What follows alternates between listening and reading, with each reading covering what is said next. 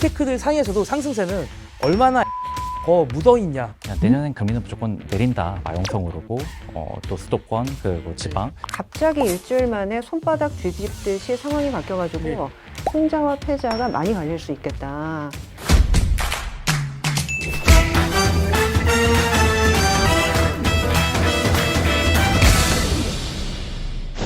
2023년 리뷰가 이어지고 있는데요. 자연스럽게 2024년에 대한 전망, 이슈들 이런 얘기들로 좀 자연스럽게 말씀을 이어가고 있습니다.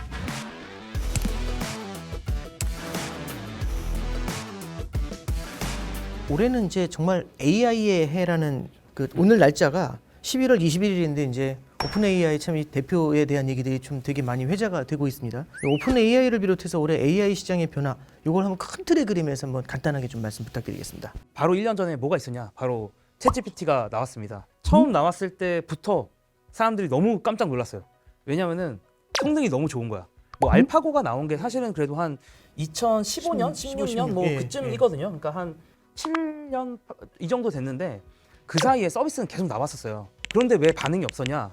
이유는 간단해요. 사실 퀄리티가 별로 안 좋았거든요. 그리고 챗GPT의 의미가 뭐냐라고 하면 언어를 할 줄 아는 AI다. 근데 언어를 할 줄 안다는 게 무슨 의미가 있냐면은 사람이 이제 일을 아무나 시킬 수 있어요. 원래는 개발자만 컴퓨터한테 일을 시킬 수 있었던 시대라면 이제는 그 누구나 개발 언어를 모르고도 영어 혹은 뭐 한국어도 되겠지만 언어로 인공지능한테 일을 시킬 수 있는 시대가 됐다라는 게 그게 너무나 큰 임팩트였고 그거를 시장에서도 다 받아들이면서 빅테크들 사이에서도 상승세는 얼마나 AI가 더 묻어있냐.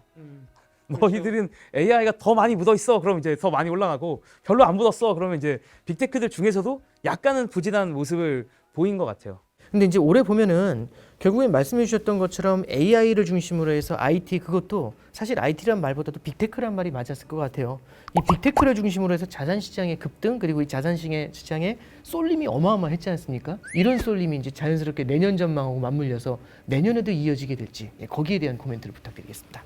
한 달 전만 해도 세미나 주제가 Higher for Longer. 네, 그렇죠. 결국에는 이제 고금리 장기화 다 그렇게 하다가 갑자기 일주일 만에 손바닥 뒤집듯이 상황이 바뀌어가지고 이제는 내년에 몇 번 내려요? 다 이걸로 시작을 하시거든요. 과연 금리가 원하는 만큼 빠질까라는 생각을 좀 해보려면 예전에는 2008년도에 리만 파산하고 나서는 통화 정책이 채권 시장의 목숨줄을 쥐고 있었거든요. 근데 저는 요새 느끼는 게 채권 시장의 목숨줄을 쥐고 있는 게 통화 정책이 아닐 수도 있다.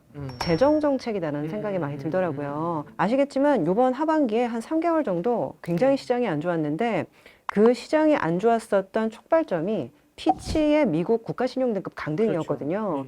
금리가 그 후에 많이 올라갔거든요. 그러니까 그 얘기는 결국에는 미국의 재정 정책, 그러니까 이제 지금 코로나 때 보조금 이것저것 쓰고, 그리고 작년부터 시작했던 IRA, 뭐 기업 보조금 이것저것 주고, 그리고 이제 뭐 메디케이드, 메디케어 이런 보조금들이 계속 주게 되면 미국 재정은 파탄날 수밖에 없고, 과연 내년에 미국이든 다른 나라든 재정을 줄일 수 있나?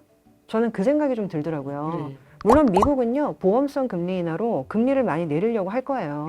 왜냐하면 지금까지 사실은 5.5까지 왔기 때문에 우리가 너무 심했나? 라고 하면서 이제 한 번, 두 번, 뭐 세 번 얘기까지도 나오더라고요. 근데 이제 중요한 거는 내년도에 뭐 다들 아마 아시겠지만 선거가 굉장히 많아요. 11월 달에는 미국 대선이 있고요. 우리나라는 4월에 총선이 있고 그 이외에도 지금 인도, 인도네시아, 대만, 지금 우크라이나, 러시아도 원래 선거가 있었는데 지금 할지 말지 모르겠다 이런 얘기가 많은데 이렇게 선거가 많을 때는 절대 정치인들이 기본적으로 재정 지출을 줄이기가 아주 어렵습니다.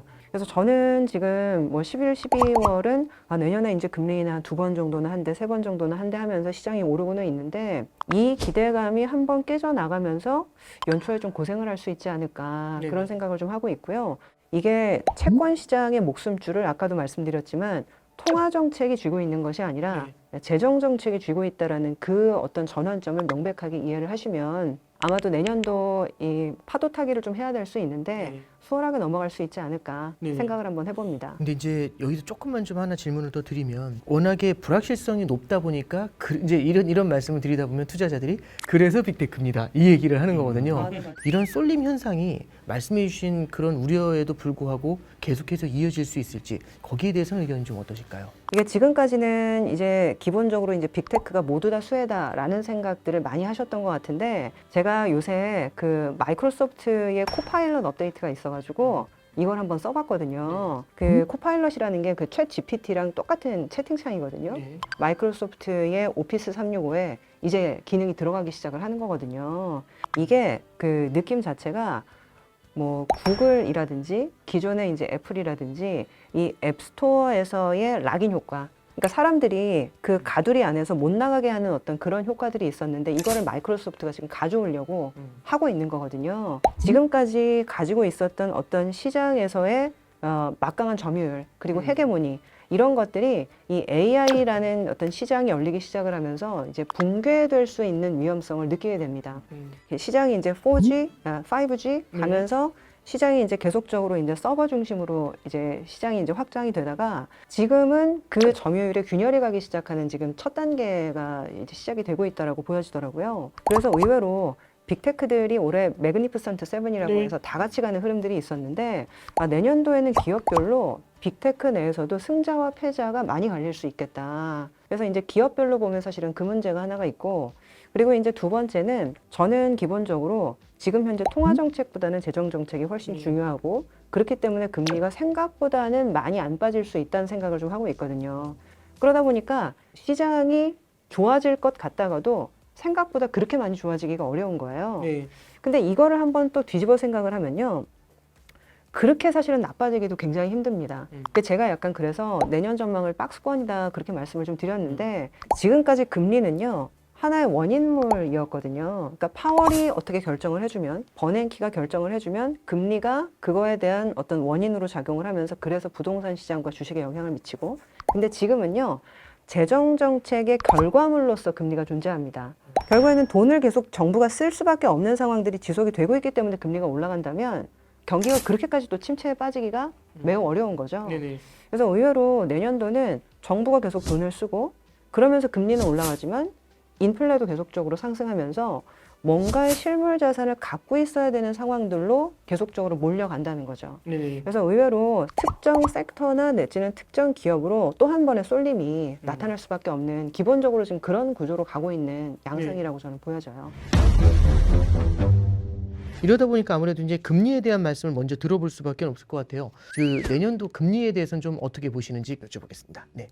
채권 시장에서도 이제 사실 뭐 언제부터 혹은 몇 번이나가 화두지 그냥 내년엔 금리는 무조건 내린다 뭐 이렇게들은 다들 예상한 것 같고 지금 보니까 대략 미국 기준으로는 내년 5월부터 한 4번 정도 내리는 거를 지금 반영을 하고 있는 것 같더라고요. 벌써 이렇게 금리 인하를 막 반영을 하니까 또 이제 자산 가격이 또 이렇게 주식시장이 벌써 반응을 하잖아요. 지금 미국의 견조한 소비의 주 요인 중에 하나가 지금 미국 가계 순자산이 되게 많다라는 건데 이게 또 계속 또 견조하게 돼주면은 소비가 그렇게 또 쉽게 줄어들 수 있을까 이게 지금 하나 좀 의문시 되고 그러면서 또 이제 미국은 또 이제 가계부채를 많이 낮춰놓은 상황이다 보니까 수년금을 가진 가계도 많아서 지금 이 고금리 상황에서 이제 이자 수입을 벌고 있는 가계도 꽤 된단 말이죠. 그래서 좀 우리나라가 지금 겪고 있는 그런 침체보다는 미국 가계가 가는 이제 침체의 길이 좀 더 훨씬 덜하다는 거를 좀 인지하고서 저 시장을 좀 봐야 될 것 같고요.